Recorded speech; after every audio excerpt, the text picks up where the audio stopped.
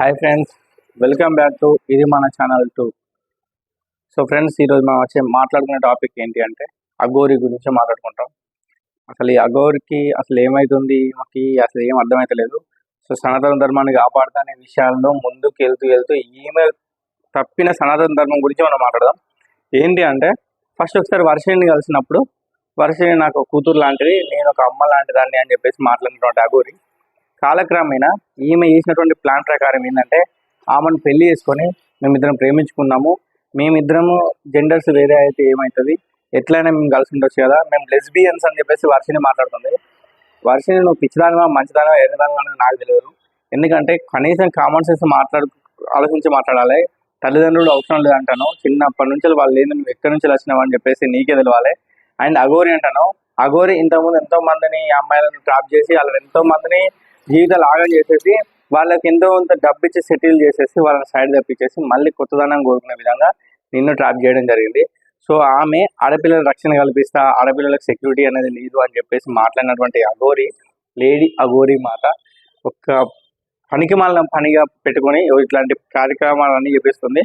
So ఇంకోటి ఏంటంటే వర్షిని తల్లిదండ్రులు ఇద్దరు కూడా కోర్టుకు వెళ్ళడం జరిగింది, కేసు ఫైల్ అయింది. సో ఈమె దగ్గర ఈ ఫస్ట్ భార్య ఎవరైతే ఉన్నారో అఘోరికి ఫస్ట్ భార్య రాధిక అనే అమ్మాయి, ఆమె కూడా కేసు పెట్టడం జరిగింది. సో ఇట్లా ఎంతమంది అని మోసం చేస్తావు, అది ఏంటి, అది ఒక ఆశ్రమంలో కూర్చొని పెళ్లి చేసుకున్న తాళి కట్టినా పసుపు కట్టినా అని చెప్పేసి మాట్లాడుతున్నావు. అసలు అది పెళ్ళా? మేమిద్దరం ఎక్కడున్నా కూడా బతకనేది, లేకపోతే చచ్చిపోతా అని చెప్పేసి అంటే ఎవరిని బెదిరిస్తున్నావు చచ్చిపోతానని? ఎందుకోసం? నువ్వు చేసేది కరెక్ట్ అయితే 10 మంది నీ దారిలో నడుస్తారు, నువ్వు చేసేది తప్పైనప్పుడు ఎవరు నడుస్తారు నీ దారిలో? అండ్ ఇంకొకటి ఏంటంటే చాలా వరకు మొన్న ఒక దౌర్భాగ్యులు, అదైతే ఆడదా గాడిదా అనేది నాకు సంబంధం లేదు, కానీ 3 పిల్లల్ని అన్యాయంగా చంపింది ఒక ట్రాప్లో పడి. కానీ మళ్ళీ వాళ్ళు పెంచింది, అసలు ఆ వీడియో వచ్చిన తర్వాత పెంచిన పిల్లలు మరి ఇంకొకటి అంటే నెక్స్ట్ మ్యారేజ్ చేసుకున్నాడు కదా వాళ్ళ ఆయన, నెక్స్ట్ భార్యనే ఈమె. సో ఆమె ఫస్ట్ భార్య పిల్లలు కావచ్చు, అట్లా పగవించుకుందేమో అనుకున్నారు. నో, అట్లా కూడా కాదు. ఈమెనే కన్న తల్లి, కానీ పెంచి 9 మాసాలు మూసిన తల్లే పెరుగన్నంలో విషయం పెట్టి మరీ చంపింది, అది ఒకరి మాయలో పడి.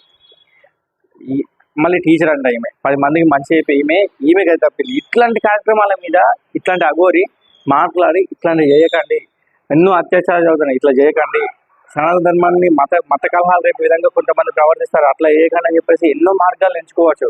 కానీ ఈమె చేసిన ప్రతి పని వల్ల ఇక ఈ పనికి మళ్ళీ కొన్ని ఉన్నాయి, ఎందుకు లేదు అనద్దు అనుకుంటున్నా. కానీ కొందరు మాత్రం కావాలని చెప్పేసి అఘోరిని మంచిగా చూపెట్టి ఒక రేటింగ్ పెంచుకోవడానికో మరి దేనికో తెలియదు, కానీ కనీసం తప్పు అని చెప్పండి, అంతేగాని వాళ్ళ డీటెయిల్స్ అని తెలుసుకొని మీ టీఆర్పీ రేట్లు పెంచుకోవడానికి మాత్రం చేయకండి.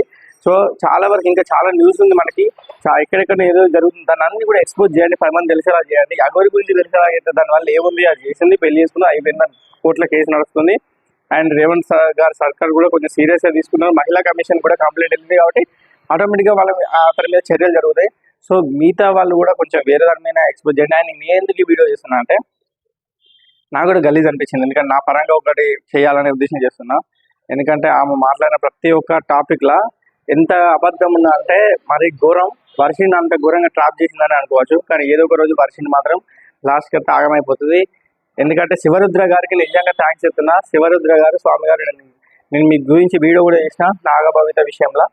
సో నాగభవిత విషయంలో సౌందర్య గారి గురించి మీరు ప్రత్యేకించి వచ్చి స్టూడియోకి వచ్చి గురించి మీ మంచి మాటలు, మీ మంచి గృహోపదేశాలు చేశారండి.